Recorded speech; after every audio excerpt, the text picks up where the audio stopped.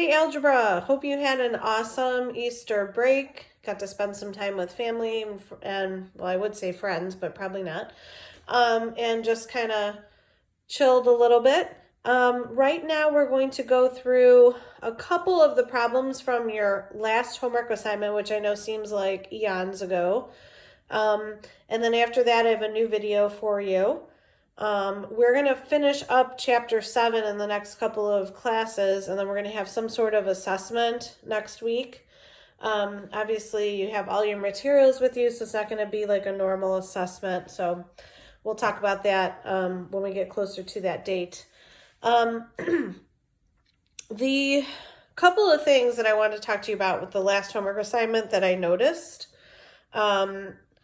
First thing is a lot of you guys got the odd problems wrong, which means you're not looking in the back of the book. So make sure you check the back of the book. Okay, that's part of the reason I give you the odds. I don't want you to check before you do the work, but check after you do the work, okay? Also, another little bit of, and this is nobody's fault really, it's just kind of hard to, deal with because we're doing it all technology-wise. Your formatting, make sure when you have a squared, you make it that little 2, not a big 2. If you have a big 2, then it's wrong. It looks like you're multiplying by 2. If you can't figure out how to do the subscript, or the superscript it actually is, you can Google it. It's formatting. It's just like how you would change a font. It's the same idea. So when you're putting in your answers, make sure you're formatting it correctly, okay? So having said that, let's talk about what we learned last time. It was the 2 special cases. The first special case were perfect square trinomials, or PST, as I like to say. So if you're starting off with a formula that looks like this, where you have a perfect square at the beginning and a perfect square at the end, you want to check to see if your middle term ends up being 2 times a times b. If it does, then your answer is always going to be the quantity of a plus b squared, okay? Same thing with the second formula. The only difference is, look, instead of a plus sign, you have a minus sign. Then your answer would be the quantity of a minus b squared. So if you did not memorize those formulas in chapter 6, you need to memorize them now. Okay, you have to know those. They're going to save you lots of time. And trust me, this factoring does not go away in the future. I know I've been saying that all year, but it's the truth. Algebra is the basis for all higher level math, period. Okay, the next special case are difference of 2 squares, or what I like to call dots. Okay, if you start off with a difference of 2 squares, your factored answer is always going to be the quantity of a plus b times the quantity of a minus b. Okay, so the questions that you had to, the first section, answer, is this a perfect square trinomial? And if so, factor it. Okay, so even though I just wrote down those formulas, I'm going to start off by writing those formulas again. Okay, and I actually noticed my middle term's a minus, so I'm going to change that to a minus sign, because then my answer is a minus b squared. I'm going to take each and every component and break it down. Okay, so 36x squared, that's equivalent to my a squared. So if I want to change my a squared to an a, I take the square root of this, and it gives me 6x. Okay, so that's a perfect square. Is 1 a perfect square? Yes, because the square root of 1 is 1. Okay, so I have my a, I have my b.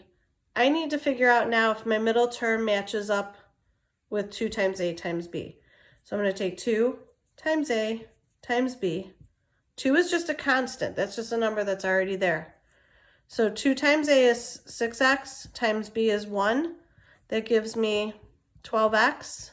Does that match with my middle term? It sure does. So yes, I have a perfect square trinomial. Okay, don't stop there. because they're asking you if it is a perfect square trinomial, please put it in and factor, okay? This is our factored answer. So our answer to this problem is A, 6x, minus B, which is 1, squared. This is the answer right here. You stop here. Now, I just want to reiterate how 6x minus 1 squared does not mean times 2. A couple of you wrote down this as 12x minus 2. Nope. That's big time wrong. Do not do that. Okay? This is 6x minus 1 squared, which means 6x minus 1 times 6x minus 1. Okay? All right, next one. This is an odd problem that a lot of people got wrong, so I wasn't sure if you guys were looking in the book or not for the answers. So just make sure again that you're double checking that stuff. You have, do we have a dots? Let's see. That was the instructions. If we have dots, then yes, let's go ahead and factor. So we have two numbers, so it's definitely a difference of 2 somethings. Is this a square? Yeah, 9 squared is a perfect square. 9 squared is 81, right? And then 100 is a perfect square, and x to the 4th is a perfect square. Anytime you have an even number exponent, it's a perfect square.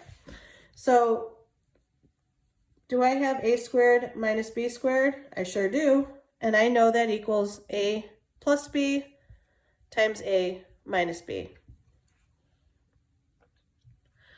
So 9 squared, that's my a squared. What is the square root of 9 squared? It's just 9. If you're not sure about that, any number squared, if you take the square root of it, it's just itself. Or 9 squared is 9 times 9, 81. What's the square root of 81? 9. Okay?